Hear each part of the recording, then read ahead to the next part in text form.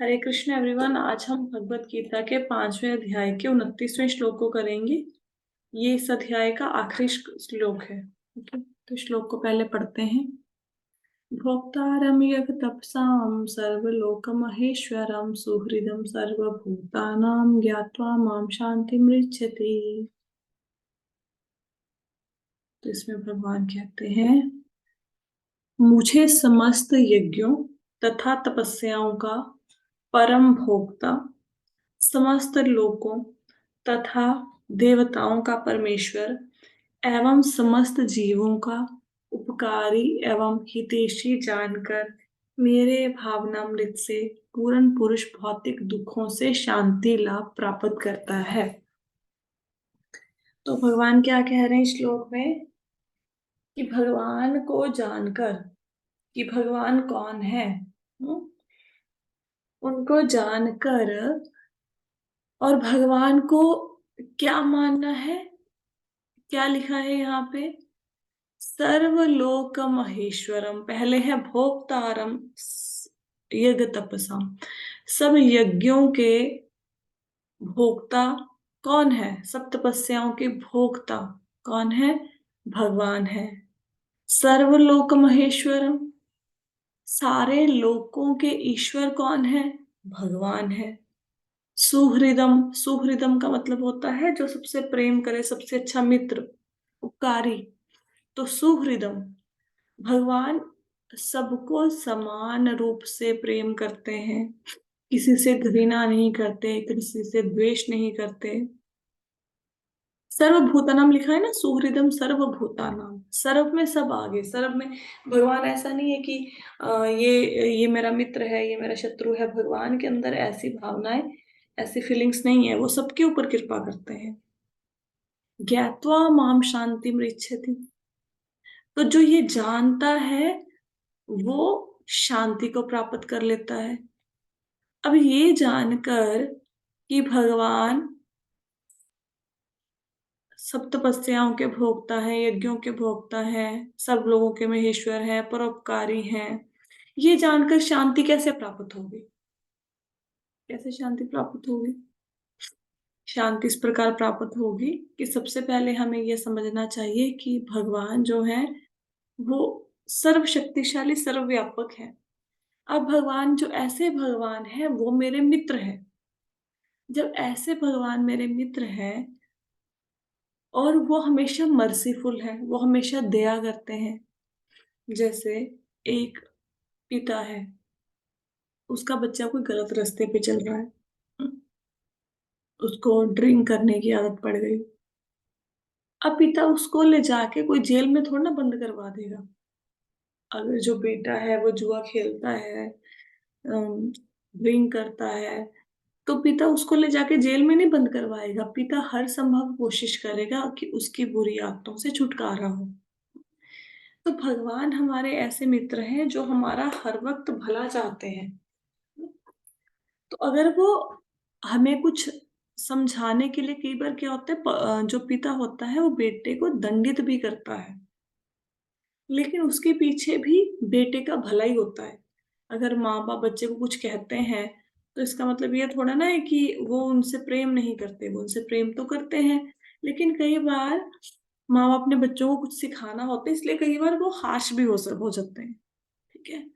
तो भगवान जो ऐसे सर्वव्यापी, सर्वशक्तिशाली भगवान है, वो मेरे मित्र हैं, वो हमेशा मेरा भला चाहते हैं।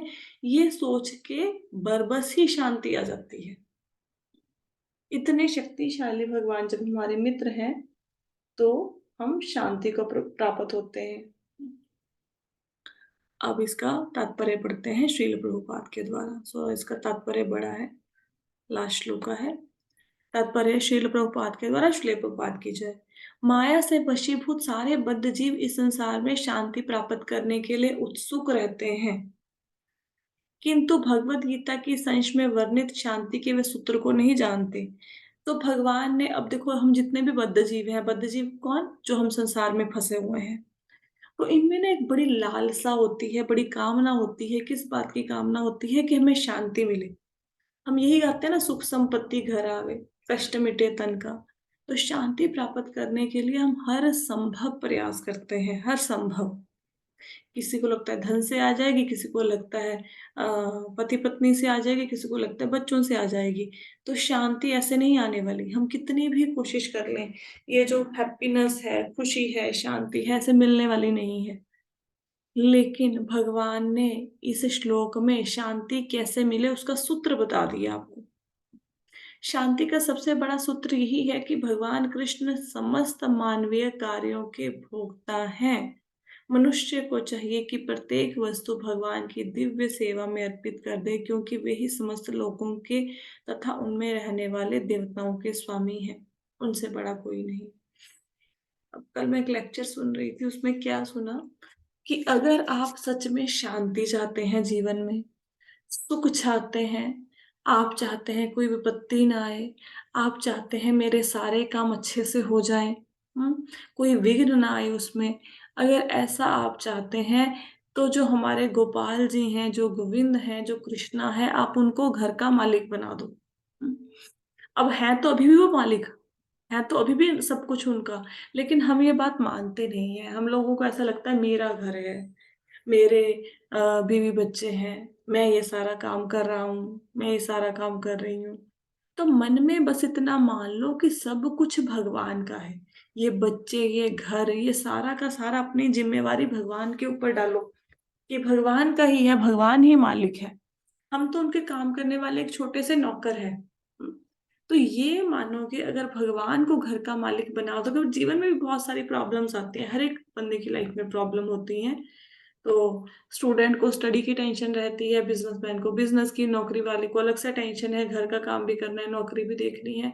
तो जब आप भगवान को हर चीज़ में आगे कर दोगे, तो आपके सारे कार्य बहुत अच्छे से संपन्न हो जाएँगे। तो भगवान को घर का स्वामी बनाओ। मन में ये मानो, बनाने का मतलब ऐसा नहीं कि कोई हमने प्रॉपर्टी ऐसे कागज़ात बनाने हैं कि उनके नाम पे करनी है, मन में ये भाव लेके आओ कि सब कुछ भगवान का है। जब सब कुछ भगवान का है तो चलाने वाले कौन? भगवान। फिर आपकी टेंशन ही खत्म हो जाएगी। अच्छा भगवान क्यों कहते हैं हमारे पास जो कुछ भी है वो हमें भगवान की सेवा में लगाना चाहिए। क्यों लगाना चाहिए? क्योंकि भगवान ही तो मालिक हैं, तो उन्हीं की सेवा में लगाना है ना। और यहाँ पे कहा गया है कि उनसे बड़ा कोई नहीं, वे बड़े-बड़े देवता शिव तथा ब्रह्मा से भी महान हैं। यहाँ पे भगवान को शिव जी और ब्रह्मा से भी महान बताया गया है। तो ब्रह्मा जी जो कि सेकंड क्रिएटर हैं और शिव जो कि संहार करते हैं, उनसे भी बड़ा भगवान को बताया गया है। हुँ। तो जो शिव जी को ब्रह्मा जी ऐसे बड़े-बड़े देवताओं को भी कंट्रोल कर सकते हैं, तो फिर ऐसे ऐसे भगवान, ऐसे दयालु भगवान, ऐसे 6 ऐश्वर्यों से युक्त भगवान को सब कुछ समर्पित क्यों ना कर दें? और भगवान को जब सब कुछ समर्पित कर देंगे ना, तो उसी में जीवन की सफलता भी है हमारे। हमेशा ये कि ये मैं हूँ, ये मेरा है, ये सब कुछ करके इकट्ठा करना, संचय करना धन का, ये कहीं पे अच्छी बात नहीं है। ऐसा नहीं है कि आपको फ्यूचर की प्लानिंग नहीं करनी चाहिए, बिल्कुल करनी चाहिए। आपको अपने लिए धन का संग्रह करना चलो करना चाहिए, लेकिन भगवान की सेवा में भी कुछ ना कुछ ज़रूर अर्पित करना चाहिए। एक बार एक कथा सुनाती हूँ, एक बार एक सेठ जी होते हैं, उनका एक नौकर होता है। वो नौकर उनका हर कहना मानता है। सेठ जी जो भी बोलते हैं, वो सारे कार्य को करके आता है। तो एक बार नौकर सेठ से कहता है कि मुझे कुछ दिनों की छुट्टी चाहिए, मुझे जगन्नाथ जी के यहाँ पे जाना है। तो सेठ जी कहते हैं ठीक है, जाओ छुट्टी दे देते हैं। तो वो जगन्नाथ जी की यात्रा पे चलने लगता है। तो सेठ जी कहते हैं कि भैया मेरे पास तो इतना काम-काज है, मैं तो भगवान के दर्शन कभी नहीं कर पाऊँगा। ऐसा करो तुम ये लो 100 रुपया, तुम भगवान की सेवा में वहाँ पे चढ़ा देना, जगन्नाथ जी को चढ़ा देना। तो नौकर लेके चल पड़ता है। अब नौकर ईमानदार होता है, मतलब सेठ को पता होता है कि ये पैसे लेके ऐसे भागेगा नहीं। तो नौकर चल पड़ता है, तो रास्ते में चलते-चलते वो देखता है संतों की टोली जा रही होती है, कीर्तन कर रही होती है, तो उसको भी बड़ा आनंद आता है। वो भी कीर्तन में लग जाता है। तो कीर्तन करते-करते वो क्या देखता है कि बहुत टाइम कीर्तन करने के बाद अब सबके गला सूख गया है और सबको भूख भी लगी है। अब उसके पास तो कुछ ऐसा होता नहीं है कि संतों को दे दे। तो फिर उसके ध्यान में आता है कि मेरे पास तो 100 रुपया है जो सेठ जी ने मुझे दिया है। क्या करता है, वो संतों के लिए उस पैसे से भोजन की व्यवस्था कर देता है। तो भोजन की व्यवस्था कर देता है, तो सारे भोजन में उसके 98 रुपीज़ खर्च हो जाते हैं। सब लोगों को भोजन करवाता है। अब वो सोचता है कि सेठ जी पूछेंगे तो मैं क्या बोलूँगा? तो वो सोचते हैं कि मैं ऐसा करता हूँ, जो 2 रुपए बचे हैं ये जगन्नाथ जी को चढ़ा दूँगा। क्योंकि सेठ जी यही पूछेंगे ना, अगर हमें कोई पैसा दे कि भई ये ले 500 रुपया, तुम वृंदावन जा रहे हो, बांके बिहारी को चढ़ा देना। तो वो यही पूछेंगे ना कि मेरे पैसे चढ़ा दिए थे, ये थोड़ी ना पूछेंगे 500 रुपए चढ़ाया था कि 400 चढ़ाया था। तो वो सोचता है कि सेठ जी पूछेंगे पैसे चढ़ा दिए थे, तो मैं 2 रुपए चढ़ा देता हूँ, मैं बोलूँगा हाँ चढ़ा दिए थे, पैसे चढ़ा दिए थे, तो मैं भी झूठा नहीं बनूँगा और सेठ जी को किसी काम का पता भी नहीं चलेगा। और वो बच जाता है जगन्नाथ जी के, तो बचे हुए 2 रुपए जगन्नाथ जी को चढ़ा देता है। अब इधर सेठ जी के स्वप्न में जगन्नाथ जी आते हैं और जगन्नाथ जी क्या कहते हैं सेठ जी को कि मुझे आपके दिए हुए 98 रुपए 98 रुपीज़ मिल गए हैं। अब सेठ की जब आँख खुलती है उसको बड़ा आश्चर्य होता है कि मेरा जो नौकर है वो तो बड़ा ईमानदार है, वो तो ऐसे पैसे नहीं रखता। ऐसे पता नहीं क्या हुआ होगा कि उसको मतलब 2 रुपए रखने की ज़रूरत पड़ गई होएगी। चलो, थोड़े दिनों के बाद क्या होता है, थोड़े दिनों के बाद नौकर आता है वापस, तो सेठ जी पूछते हैं कि भई तुमने 98 रुपीज़ क्यों चढ़ाए? 2 रुपए क्यों नहीं चढ़ाए? जगन्नाथ जी को ऐसे क्या ज़रूरत आ पड़ी थी तुम्हें? तो वो नौकर सारी बात सेठ जी को सही-सही बता देता है कि मैंने ऐसे करके संतों को भोजन कराया और जो बचे 2 रुपए वो मैंने जगन्नाथ जी को चढ़ाए। तो सेठ जी बड़े खुश होते हैं, वो नौकर के पाँव पकड़ लेते हैं कि तुम्हारी वजह से मुझे भगवान जगन्नाथ के घर बैठे दर्शन हो गए। तो जो उसने पैसे संतों की सेवा में लगाए वही वास्तविक सेवा थी। जो बाकी 2 रुपए चढ़ाए, वो तो जगन्नाथ जी ने मतलब वो उतने प्रेम से स्वीकार नहीं किए जितने 98 रुपीज़ स्वीकार किए। तो भगवान आपके दिए हुए छोटी से छोटी चीज़ को भी याद रखते हैं। मैंने बताया था ना कि जिन वानरों ने राम अवतार में भगवान की सहायता की, सेतु बंधन में, हुँ?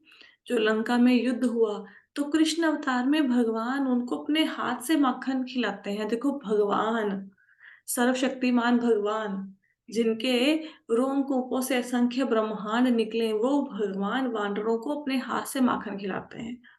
तो हम भगवान के लिए छोटा-सा छोटा कार्य भी क्यों ना कर दें, एक तुलसी का पत्र ही भगवान को क्यों ना चढ़ा दें, भगवान कभी भूलते नहीं हैं। हुँ? तो अब आप लोग जो भक्ति कर रहे हो, ऐसा नहीं है कि भगवान इसको देख नहीं रहे या भगवान इसको भूल जाएँगे, ना भगवान आपके हर एक छोटे से छोटे एफर्ट को भी ध्यान में रखते हैं। लेकिन हमने बदले में किसी चीज़ की आकांक्षा नहीं करनी। हमने कुछ नहीं माँगना भक्ति के बदले में, ना ही भक्ति का अहंकार होना चाहिए। तो साधना का फल नहीं मिलेगा ऐसा तो हो ही नहीं सकता, लेकिन फल की कामना नहीं करनी। कई बार ना हम लोग सेवा करते हैं, तो सेवा करते हैं तो हमें ऐसा लगता है, ये सेवा मैंने बड़ी अच्छी करी। तो थोड़ा-सा ऐसा भाव आ जाता है ना कि मैंने ये सेवा बड़े अच्छे से परफ़ॉर्म कर दी है। तो जैसे ही वो भाव भी आया ना, तो भाव भी जो हमारी सेवा है उसको निष्फल ही एक ढंग से कर देता है। क्यों? क्योंकि उसमें अहंकार की भावना आई कि मैंने इस सेवा को बहुत अच्छे से किया। आप उस सेवा को अच्छे से कैसे कर पाए? क्योंकि भगवान ने आपको समर्था दी, आपको शक्ति दी अपनी सेवा करवाने की। भगवान अगर आपको समर्था ना दें, शक्ति ना दें, तो माला उठा के एक मन का भी आप आगे नहीं कर सकते। अगर भगवान समर्था ना दें, तो ये जो सेशन है आप अटेंड नहीं कर सकते। भगवान समर्था ना दें, आप भगवान के मंदिर में भी नहीं जा सकते। सिर्फ़ वो लोग भगवान के मंदिर में जाते हैं, जिनकी इच्छा होती है जब भगवान की, ये भक्त मेरे मंदिर में आए। भगवान की इच्छा के बिना भगवान के मंदिर में नहीं जा सकते हो। अब आप अपने घर में रहते हो, आपके घर में कोई बेल बजाते हैं, 2-3 लोग बेल बजाते हैं, आपके घर में आके बैठ जाते हैं, आप बैठने दोगे उनको? आप उन लोगों को नहीं जानते। आप बोलते हो, वो आके कहते हैं कि हम आपके घर में 1 घंटा लगा के जाएँगे। टीवी लगा के बैठ जाते हैं, आपके किचन में घुस जाते हैं, घुसने दोगे? नहीं ना। जब एक साधारण-सा बद्ध जीव अपने घर में किसी को आने नहीं देता, तो आप ये सोचो जो भगवान हैं, उनके घर में कोई आएगा, तो वो कैसे आने देंगे? नहीं आने देंगे ना। तो उनकी इच्छा होगी तभी उनके घर में जाओगे। तो अगर कोई भगवान के मंदिर जा रहा, अगर कोई भगवान की सेवा कर रहा है, अगर कोई भगवान की भक्ति कर रहा है, तो भगवान आपको समर्था दे रहे हैं। जिस दिन समर्था नहीं देंगे, हम ये कर नहीं पाएँगे। लेकिन कभी भी आपने ना ये भी नहीं सोचना, आलस भी नहीं करना कि भगवान मैं नहीं जा पा रहा हूँ मंदिर क्योंकि भगवान ने समर्था नहीं दी। ना, ना, ना। हर जीव की अपनी रिस्पॉन्सिबिलिटी है अपना उद्धार करना। अपनी रिस्पॉन्सिबिलिटी, हाँ, भगवान आपकी हेल्प करेंगे, भगवान आपको रास्ता दिखाएँगे। अगर आपको भगवद गीता पढ़नी है, आपके मन में इच्छा होनी चाहिए कि मुझे भगवद गीता पढ़नी है, भगवान आपके लिए टीचर की अरेंजमेंट अपने आप करेंगे, लेकिन इच्छा आपके मन में होनी चाहिए। आपके मन में इच्छा है माला करनी है, तो भगवान ज़रूर आपको भक्तों का संग देंगे, ऐसी व्यवस्था करेंगे कि आप माला कर पाएँ, लेकिन इच्छा आपको करनी पड़ेगी। आप अपने उद्धार के लिए खुद ज़िम्मेवार हो। कोई आप ऐसा मत समझो कि मुझे कोई आशीर्वाद दे जाएगा, कोई मेरा उद्धार हो जाएगा, ऐसे किसी के कहने से उद्धार हो जाएगा, भगवान के ऊपर रिस्पॉन्सिबिलिटी डालो ना। अपने उद्धार के लिए हम स्वयं ज़िम्मेवार हैं। अब हम अगर चाहें तो उठना तुम्हें ही पड़ेगा सुबह जल्दी, है ना? माला हमें ही करनी पड़ेगी, जो हमें माला के मन के इतने भारी लगते हैं और बार-बार देखते हैं कब माला खत्म होगी शुरू करते ही, ये हमें ही सारे कार्य करने पड़ेंगे। भगवान आपकी हेल्प करेंगे, करना हमें ही पड़ेगा। अब आप देखोगे ना मंदिर में ब्रह्मचारी लोग होते हैं, कई-कई बार ब्रह्मचारी रात को 12-1 बजे भी सोते हैं और सुबह फिर से 3 बजे उठ जाते हैं। तो जो इस्कॉन में 2 प्रकार की दीक्षा होती है। एक तो होती है नाम दीक्षा, एक होती है ब्राह्मण दीक्षा होती है। तो जो ब्राह्मण दीक्षा होती है उसमें मतलब जो वो दीक्षा लेते हैं ना उसके बड़े कठोर नियम भी होते हैं। फिर अगर 3 बजे उठना है तो 3 बजे उठ के बैठना है। अगर मंगला आरती करनी है तो करनी ही करनी है, फिर वो दीक्षा मिलती है। तो थोड़ा-सा अपने आप को हमें रेगुलेट करने की कोशिश करनी चाहिए। जीवन तो जा रहा है। जैसे जीवन के इतने साल निकल गए 10, 20, 30, 40 साल निकल गए, ऐसे ही आने वाले साल भी निकल जाएँगे 10, 20, 30 और हम प्लानिंगें बनाते ही रह जाएँगे कि एक दिन वो ऐसा आएगा जब मैं सुबह जल्दी उठ के भगवान के नाम का स्मरण करूँगा। वो दिन आने वाले नहीं है। वो दिन की वेट करते-करते तो 20-30 साल निकाल दिए, आने वाले साल भी निकल जाएँगे। तो हमें रेगुलेट करने की कोशिश करनी चाहिए अपने आप को। दिन जा रहे हैं, एक-एक दिन, एक-एक पल आपके हाथ से निकला जा रहा है और कुछ नहीं पता कब आके मृत्यु द्वार पे खड़ी हो जाए। कुछ नहीं कर सकते। क्या करोगे? प्लानिंगें बनाते रह जाओगे और प्लानिंग करते-करते आप ये सोचो मतलब किसी भी चीज़ की प्लानिंग लगाओ। हमने सोचा कि हम लोग ये भगवान के लिए करेंगे, तो कितने सालों से सोच रहे हैं ये करेंगे और क्या आज तक वो कर पाए? हो ही नहीं पाया, बस सोचने में ही जीवन व्यतीत कर दिया। तो काम करो, एक्शन में आओ। इवन कुछ लोग चिंता में जीवन को व्यतीत कर देते हैं, मुझे ये बात बड़ी गलत लगती है। चिंता में जीवन को व्यतीत करना, फ्यूचर की टेंशन लेके बैठ जाना, पास्ट की बातों को याद करना, मेरे को बड़ा ऐसा लगता है। चिंता करने से कुछ नहीं होगा। आपके पास पैसा नहीं है, सुबह से सोचने बैठ जाओ, मेरे पास पैसा नहीं है, हाय मेरे पास पैसा नहीं है, कहाँ से आएगा, कहाँ से आएगा? कुछ नहीं होगा चिंता करने से। चिंतन करने से होगा, चिंतन। चिंतन मतलब भगवान के नाम का स्मरण करने से सब होगा, सब होगा। अगर आप भगवान के नाम का चिंतन करेंगे, कोई ऐसा कार्य नहीं है जो आपका अच्छा ना हो, कोई ऐसा कार्य नहीं है। दुनिया का कोई ऐसा कार्य नहीं है, असंभव भी क्यों ना हो, भगवान उसको संभव बना देंगे। हुँ? लेकिन चिंतन करो। ये चिंता में जो बेड पे लेटे-लेटे हम लोग इधर की चिंता, उधर की चिंता, सोते, उठते, बैठते इस चिंता को चिंतन में परिवर्तित करो। जब चिंता चिंतन बन जाएगी, तो चिंता का च ही खत्म हो जाएगा, टेंशन का टी आपकी लाइफ से उड़ जाएगा। रंच मात्र भी आपको टेंशन नहीं रहेगी। प्रॉब्लम क्या है, अब तक खुद मैनेज करने की सुनते ज़रूर हैं भगवद गीता, सुनते ज़रूर हैं लेक्चर, लेकिन ऐसा लगता है मैं मैनेज कर रहा हूँ, मुझे ही मैनेज करना है। अरे छोड़ो, क्या मैनेज कर रहे हैं? इतने सालों से कुछ मैनेज नहीं कर पाए, आगे क्या करेंगे? हुँ, कुछ मैं आप एक मच्छर को मैनेज नहीं कर पा रहे हो। मच्छर आस-पास घूम रहा है, इतने सारे मच्छर हैं, मैनेज कर पाते हो? चलो घर में गुड नाइट लगाया, समझ आया, बाहर गए, खड़े हो बाहर, मच्छर मैनेज कर लेते हो। एक छोटी-सी चीज़ तो हमसे मैनेज नहीं होती, तो छोड़ दो मैनेज करना। भगवान के ऊपर छोड़ो सारी चीज़ें और आप पूरे ज़ोर से, पूरे प्रयत्न से, पूरी समर्था ला के भगवान के नाम का चिंतन करो। सबसे सरल है, सबसे मुश्किल भी है, दोनों विरोधाभास हैं इसमें। भगवान के नाम का चिंतन सरल भी और भगवान के नाम का चिंतन कठिन भी। सरल क्या? सिर्फ सोचना ही तो है। मुँह से भी नहीं बोलना राम, राम, राम, सिर्फ मन में ही चिंतन करना है राम, राम, राम, कृष्ण, कृष्ण, कृष्ण, गोविंद, गोविंद, गोविंद, हरे कृष्ण, हरे कृष्ण। और यही नहीं हो पा रहा, यही नहीं हो पा रहा। कोशिश कीजिए होगा। वंश, do you have any question? I think you have raised your hand. हाँ जी माता जी, मेरा एक क्वेश्चन तो है, बट आप कंटिन्यू करिए, लास्ट में पूछ लो। राइट, ठीक है। तो वेदों में श्वेताश्वर उपनिषद 6.7 में भगवान को तमीश्वरा नाम परम महेश्वरम कहा गया है। माया के वशीभूत होकर सारे जीव सर्वत्र अपना प्रभुत्व जमाना चाहते हैं, लेकिन वास्तविकता तो यह है कि सर्वत्र भगवान की माया का प्रभुत्व है। भगवान प्रकृति माया के स्वामी है और बद्ध जीव प्रकृति के कठोर अनुशासन के अंतर्गत है। अब इस बात का क्या मतलब है, प्रकृति के कठोर अनुशासन? भगवान तो दयालु हैं। भगवान किसी को दंड नहीं देते। अगर आपको लगे मेरे कर्मों का फल भगवान दे रहे हैं, भगवान नहीं देते। लेकिन दंड कौन देता है? प्रकृति।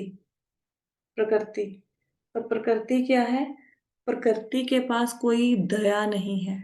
कोई दया नहीं है। प्रकृति के नियम बहुत कठोर है। तो प्रकृति क्या है? मतलब nature is our mother but it's a very heavy mother. माता है लेकिन बहुत कठोर माता होते हैं ना, बहुत एक सख्त वाली माता होती है, वो माता है। नेचर के नियम सब लोगों के लिए एक जैसे हैं, ये बदलेंगे नहीं। इस बात का मतलब क्या है? प्रकृति के कठोर अनुशासन मतलब every action has equal reaction. Her action का रिएक्शन है। और प्रकृति के नियम ये नहीं देखते कि ये बूढ़ा है, बच्चा है, ये हैंडीकैप्ड है, ये चल सकता है। प्रकृति के नियम ये नहीं देखते। जैसे किसी ने छत से छलांग लगाई, अब वो बच्चे ने छलांग लगाई, उसको भी चोट लगेगी, बूढ़े ने लगाई उसको भी चोट लगेगी, किसी हैंडीकैप ने लगाई उसको भी चोट लगेगी। हाँ, किसी किसी ने भी लगाई, एक रिष्ट पुष्ट व्यक्ति ने छत से छलांग लगाई उसको भी चोट लगेगी। तो लॉ इज लॉ, नेचर का। वो ये नहीं देखती कि बंदा इस चीज को सहन कर सकता है कि नहीं कर सकता ना। नियम मतलब नियम, जो छलांग मारेगा छत से उसको चोट लगेगी। तो बहुत कठोर है प्रकृति के नियम। हमें ये हमेशा याद रखना चाहिए, जो भी कर रहे हैं छोटा से छोटा भी कार्य, अगर चींटी को भी मार दिया उसका भी रिएक्शन है, वही भुगतना पड़ेगा। जब तक कोई इन तथ्यों को नहीं समझ लेता तब तक संसार में व्यष्टि या समष्टि रूप से शांति प्राप्त करना संभव नहीं है। What is the meaning of व्यष्टि एंड समष्टि? व्यष्टि मीन्स इंडिविजुअल एंड समष्टि मीन्स कलेक्टिवली, सामूहिक रूप से। व्यष्टि मीन्स अकेले, समष्टि मीन्स ग्रुप में। ठीक है। तो कहते हैं जब तक कोई इन चीजों को नहीं समझ लेता जो ऊपर हमने डिस्कस की है, उसको शांति नहीं आ सकती। अब जैसे कोई बंदा इंडिविजुअली प्रसन्न है, तो वो ग्रुप में जाएगा तो ग्रुप में भी प्रसन्नता ही बिखेरेगा। या किसी बंदे का ऐसा कोई ग्रुप है जो हमेशा खुश रहते हैं, तो वो इंडिविजुअली भी खुश ही रहेगा, है ना? तो इसी प्रकार भगवान के ज्ञान को जिसने समझ लिया, तो इंडिविजुअली या कलेक्टिवली उसको शांति मिलेगी, जिसने नहीं समझा उसको शांति नहीं मिलेगी। भगवत गीता बेसिकली ये बहुत अच्छी साइंस है। इस विज्ञान को आपने समझना है और लोगों को देना है। अदरवाइज जितने मर्जी आप चक्कर लगा लो डॉक्टरों के, साइकेट्रिस्ट के, दिमाग जो ये हमारा खराब है वो ठीक होने वाला है नहीं। कृष्ण भावनामृत का यही अर्थ है। भगवान कृष्ण परमेश्वर है तथा देवताओं सहित सारे जीव उन पर आश्रित हैं। पूर्ण कृष्ण भावनामृत में रहकर पूर्ण शांति प्राप्त की जा सकती है। जब हम ये समझ लेंगे कि मनुष्यों की तो बात ही क्या, देवता भी भगवान के ऊपर आश्रित हैं, देवता तक, जब हम इस बात को समझ लेंगे फिर शांति मिलेगी। तो जैसे सब लोग भगवान के ऊपर आश्रित है, तो मैं भी भगवान के ऊपर डिपेंडेंट हूँ। जैसे एक बालक माँ के ऊपर डिपेंडेंट होता है, बालक कभी ये नहीं सोचता कि, आप ये सोचो एक बालक को स्कूल में लगा दिया, माँ बाप गरीब है, बालक कभी नहीं सोचता कि मैंने नर्सरी कर ली, मेरी केजी की फीस कहाँ से आएगी, एलकेजी यूकेजी कर ली, मेरी फर्स्ट की फीस कहाँ से आएगी। बालक नहीं सोचता। ये सोच माँ बाप की है। और माँ बाप जो भी करें बालक को पढ़ाते हैं, गरीब से गरीब, मतलब आजकल की अब दुनिया में देखेंगे, जो माता पिता हैं बच्चों को पढ़ाते हैं, बच्चों को टेंशन नहीं ना होती। माँ बाप बच्चों का बैग पैक करते हैं, बच्चा थोड़ा ना आके बताता है मेरी ये कॉपी डाल दो, आज ये मेरा पीरियड लगना है, ये आप मेरे को पेंसिल दे दो, पेन दे दो, ये खाना दे दो। माँ बाप की टेंशन वो सब कुछ दे के भेजते हैं। जब आप सोचोगे भगवान काम है बालक, तो जे अगर साधारण माता पिता दुनिया में अपने बच्चों का ख्याल रखते हैं, तो सर्वशक्तिमान भगवान आपके लिए बैग पैक करके नहीं देंगे, इस जीव को इस चीज की जरूरत है, इसको दे दूं, तो टेंशन नहीं लेनी, सब मिलेगा, सब कुछ कुछ अछूता नहीं रहेगा। बल्कि जो नहीं मिला था भक्ति करने के बाद वो भी मिलता है। अब जो मंदिर में जाते हैं ना, आप देखो मंदिर में कभी संडे फीस्ट को देखना, घर में क्या खाते हो आप? अच्छा, रेस्टोरेंट में जाओगे, दो चार चीजें खाओगे, अगले दिन पता लगता है कि हमने क्या क्या खाया था, पेट में जलन हो गई है, किसी को स्टूल नहीं पास हो रहा, किसी को लगता है नहीं मेरे को ये गैस्ट्रो प्रॉब्लम हो गई है ऐसा तला हुआ खाना खा के, मतलब थोड़ी प्रॉब्लम हुई शरीर में।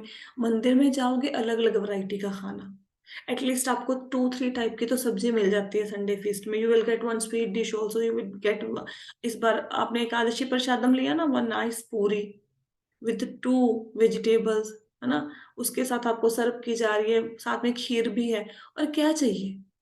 तो भक्ति में आके तो आनंद आता है। मतलब भगवान का प्रसाद खाने को, नाचने गाने को मिल गया, कथा सुनने को मिल गया, और क्या चाहिए? तो ये देखना चाहिए हमें इन बातों को। यह 5वां अध्याय कृष्ण भावनामृत की, जिसे सामान्यतः कर्म योग कहते हैं, व्यवहारिक व्याख्या है। तो ये 5th चैप्टर क्या है? जो हम कर्म योग की भगवान कृष्ण को आगे रख के कैसे कर्म करें, निष्काम कर्म कैसे करें, उसकी प्रैक्टिकल एक्सप्लेनेशन है। यहाँ पर इस प्रश्न का उत्तर दिया गया है, कर्म योग से मुक्ति किस तरह होती है। कृष्ण भावनामृत में कार्य करने का अर्थ है परमेश्वर के रूप में भगवान के पूर्ण ज्ञान के साथ कर्म करना। ऐसा कर्म दिव्य ज्ञान से भिन्न नहीं होता। प्रत्यक्ष कृष्ण भावनामृत भक्ति योग है, और ज्ञान योग वह पथ है जो भक्ति योग द्वारा प्राप्त किया जा सकता है। इसमें क्या बताया गया है? जो शिशु होता है, जो बच्चा होता है, वो माता के गर्भ के अंदर होता है, लेकिन माता, मतलब बाहर से दिखाई थोड़ा ना देता है। अब माता के गर्भ के अंदर शिशु है, हम बालक से को बाहर से देख नहीं सकते, लेकिन अंदर छुपा हुआ है, अंदर है ना। इसी प्रकार जो निष्काम कर्म योग करते हैं, जो कर्म करते करते भगवान का चिंतन करते हुए कर्म करते हैं, और इस प्रकार कर्म करते हैं कि अगर मैं गाड़ी भी ड्राइव कर रहा हूँ, अगर मैं स्कूटर भी ड्राइव कर रहा हूँ, अगर मैं पैदल भी चल रहा हूँ, ये भी भगवान का कार्य है जो मैं कर रहा हूँ। मैं उनका दास हूँ, भगवान का आदेश आया है कि मैं स्कूटर ड्राइव कर लूँ। इस ढंग से जो कार्य करते हैं, वो निष्काम कर्म योग की तरफ लगे। अब ज्ञान अपने आप आएगा। ज्ञान जैसे गर्भ के अंदर शिशु है, दिखाई नहीं दे रहा, तो निष्काम कर्म योग करेंगे तो अंदर ज्ञान है, दिखाई नहीं दे रहा, लेकिन ज्ञान उजागर हो जाएगा, भक्ति उजागर हो जाएगी, आ जाएगी निष्काम कर्म योग करने से। आगे कहा गया है, कृष्ण भावनामृत का अर्थ है परमेश्वर के साथ अपने संबंध का पूर्ण ज्ञान करके कर्म करना, और इस चेतना का पूर्ण अर्थ है भगवान कृष्ण, कृष्ण या श्री भगवान का पूर्ण ज्ञान। तो कृष्णा कॉन्शियसनेस का मतलब क्या हुआ? मेरा भगवान से क्या रिलेशनशिप है, मेरा ये रिलेशनशिप है, मैं उनका अंश हूँ।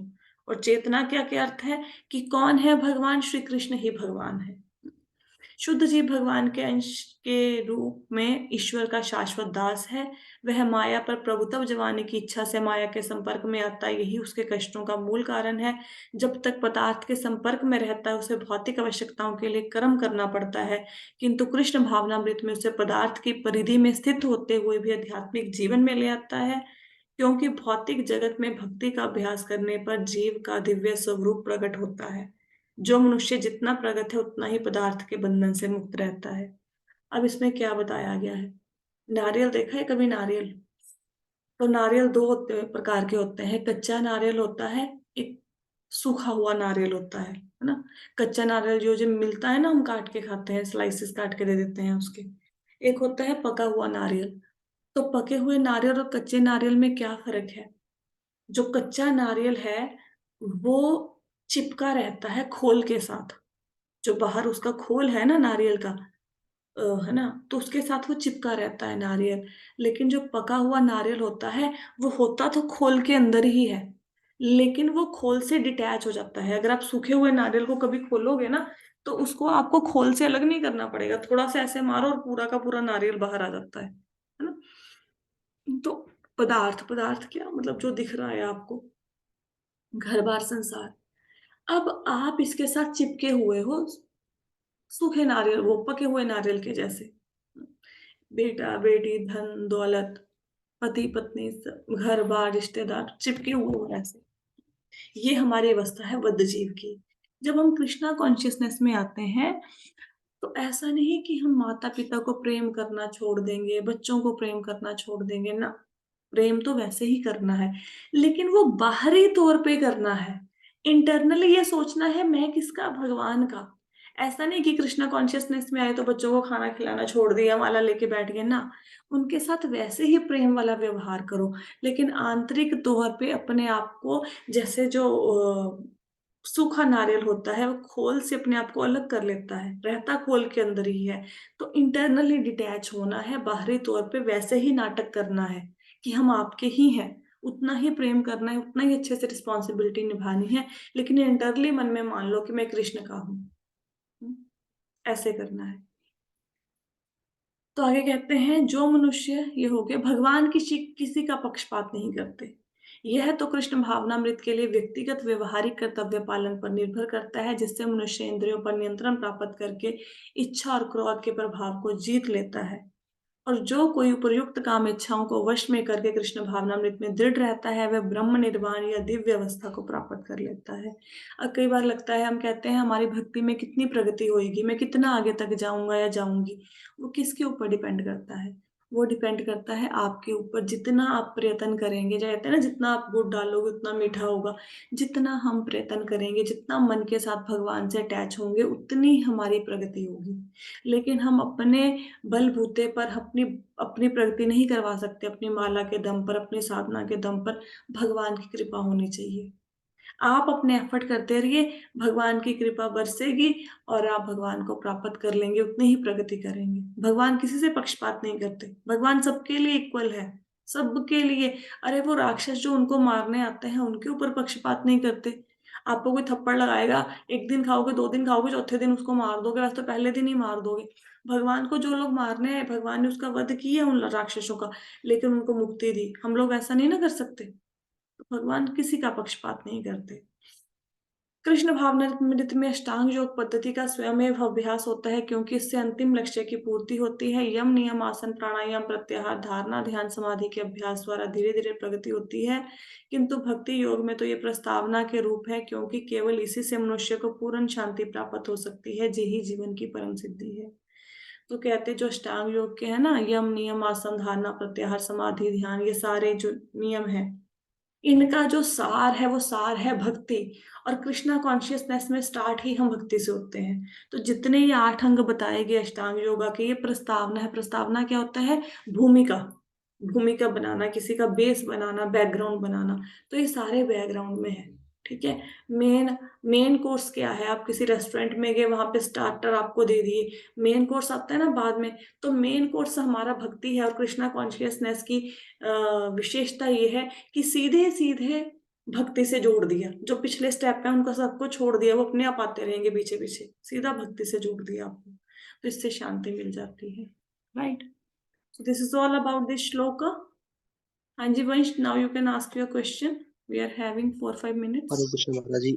हरे कृष्णा। सबसे पहले आई एम सो सॉरी, मैं क्लासेस नहीं लगा पा रहा था पिछले काफी टाइम से, नहीं, नहीं, कोई माला इश्यू के नहीं। चक्कर में।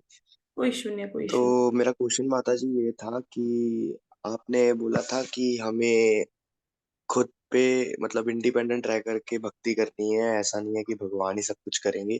हुँ, तो मैं एक लेक्चर सुन रहा था, मेरे को याद नहीं मैं किसका लेक्चर सुन रहा था, बट उन्होंने ना एक एग्जांपल दिया था हुँ, कि जैसे एक बच्चा होता है बंदर का, तो बंदर का बच्चा वो उसको पकड़ के अपनी माँ को पकड़ के चलता है। अगर हुँ, उसने छोड़ दिया तो वो गिर जाएगा। हुँ, हुँ, लेकिन सेम जो बिल्ली का बच्चा होता है उसमें बिल्ली जो होती है हुँ, वो अपने बच्चे को पकड़ के चलती है। हुँ, हुँ, तो हुँ, भक्ति योग और अष्टांग योग, ध्यान योग, मतलब भक्ति योग से यही डिफरेंस है कि भक्ति योग में भगवान हमको लेके चलेंगे, हुँ, हुँ, और बाकी सब जो चीजें हैं, ध्यान, अष्टांग और हुँ, वो सारी चीजें, उसमें हमको भगवान को पकड़ के चलना होता है। हुँ, हुँ, बट इसमें मेरे को थोड़ा सा कंफ्यूजन लग रहा था कि आज के सेशन में जैसे आपने बताया कि हाँ। हमको भगवान राइट, के राइट, साथ गॉट चिपकना योर है या पॉइंट। भगवान हमें देख लेंगे। हाँ, देखो,